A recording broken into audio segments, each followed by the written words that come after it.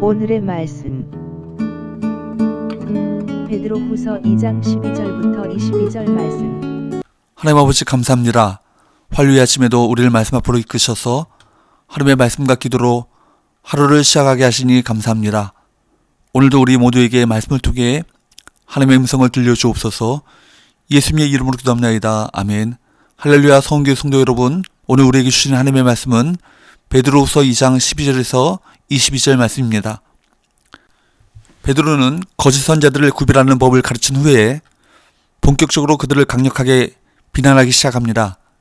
이는 베드로전서에서 교회를 비방한 자들에게 선한 행실을 보임으로써 그들의 무식한 말을 막고 부당한 고난을 당해도 인내하며 이겨내라 라고 고민했던 것과는 상당히 다른 태도입니다. 불신자들에게는 인내하고 긍휼을 보이라고 했던 베드로가 거짓 선자들에 대해서는 단호한 태도를 취합니다. 12절 말씀을 볼까요? 그러나 이 사람들은 본래 잡혀 죽기 위하여 난 이성 없는 짐승 같아서 그 알지 못하는 것을 비방하고 그들의 멸망 가운데서 멸망을 당하며, 베드로는 이단과 거짓 선자들을 이성 없는 짐승 같다라고 표현합니다.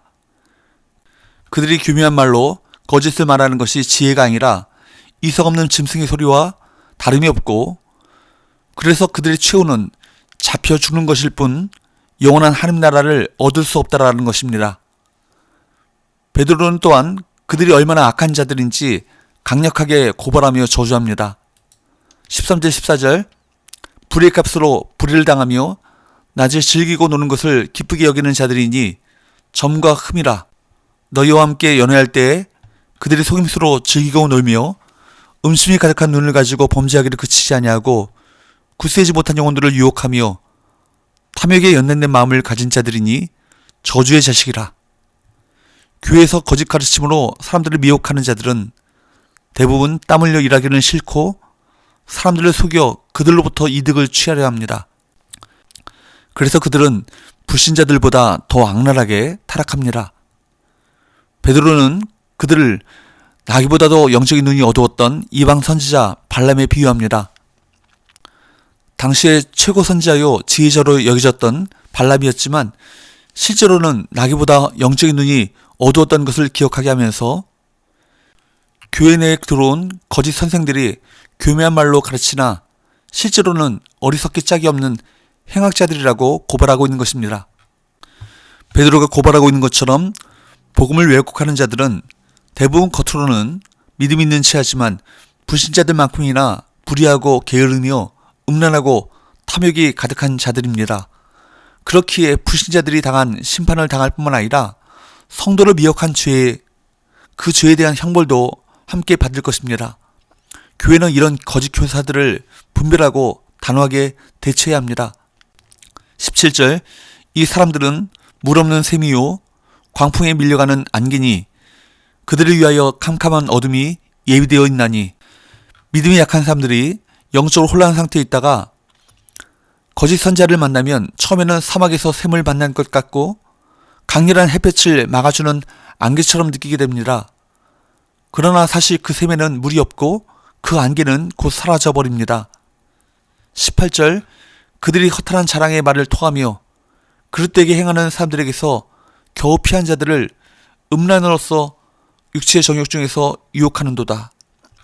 맹수가 어리거나 약한 먹잇감을 고르는 것처럼 거짓 선자들은 겨우 피한 자들, 즉 믿음이 약한 신자들을 노립니다. 이런 사람들은 진리를 분별하는데 미숙하기 때문에 쉽게 미혹당하게 마련입니다. 20절 21절 만일 그들이 우리 주 대신 구주 예수 그리스도를 알므로 세상의 더러움을 피한 후에 다시 그 중에 얽매이고 지면 그 나중 형편이 처음보다 더 심하리니 의의 도를 안 후에 받은 거룩한 명령을 저버리는 것보다 알지 못하는 것이 도리어 그들에게 나으니라. 예수님을 믿다가 그만 이단에 빠지면 차라리 불신자로 남아있는 것보다 더 못한 상황에 처할 수도 있다는 것입니다. 그래서 앞에서 거짓 선자들을 짐승에 비유했던 베드로는 그들에게 미혹당하는 자들의 형편을 개와 돼지의 상황에 비유하면서 그들이 얼마나 비참한 상황에 빠졌는가를 그려주고 있습니다. 22절 참된 속담에 이르기를 개가 그 토하였던 것에 돌아가고 돼지가 씻었다가 더러운 구덩이에 도로 누웠다 하는 말이 그들에게 응하였도다. 이처럼 이단은 인간의 약하고 아픈 부분을 틈타고 들어오며 지금도 우리의 약점을 노리고 그곳을 공격해서 멸망시키려 노력하고 있습니다. 그래서 우리는 특히 무엇을 조심해야 하는지를 생각하며 우는 사자와 같은 거짓 영들 앞에 진리의 말씀으로 깨어 있어야 하는 것입니다. 또한 믿음이 약한 자들이 거짓 가르침에 속지 않도록 말씀을 가르치고 돌보는 것이 반드시 필요합니다. 우리 목장 안에, 우리 공동체 안에, 또 우리 주변에 도움이 필요한 믿음이 약한 자들이 없는지 돌아봐야 합니다.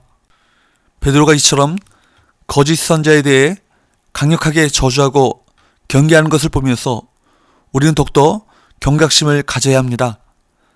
지금은 각종 매체들의 발달로 저들의 교묘한 말이 신속하게 전파되는 경향이 있습니다. 따라서 교회는 더욱 이단을 경계하고 믿음이 약한 자들을 가르치고 돌보는 일에 집중해야 합니다. 교회가 진리 위에 바로 서서 약한 자들을 보호하는 공동체로 바로 서야 할 것입니다. 기도합시다. 하나님 아버지, 거짓된 가르침과 미혹하는 영이 난무하고 있는 이 시대 가운데 우리에게 영적 분별력을 주셔서 거짓된 가르침을 경계하고 믿음이 연약한 자들을 올바른 진리의 길로 이끄는 삶을 살게 하여 주옵소서. 예수님의 거룩하신 이름으로 기도합니다. 아멘.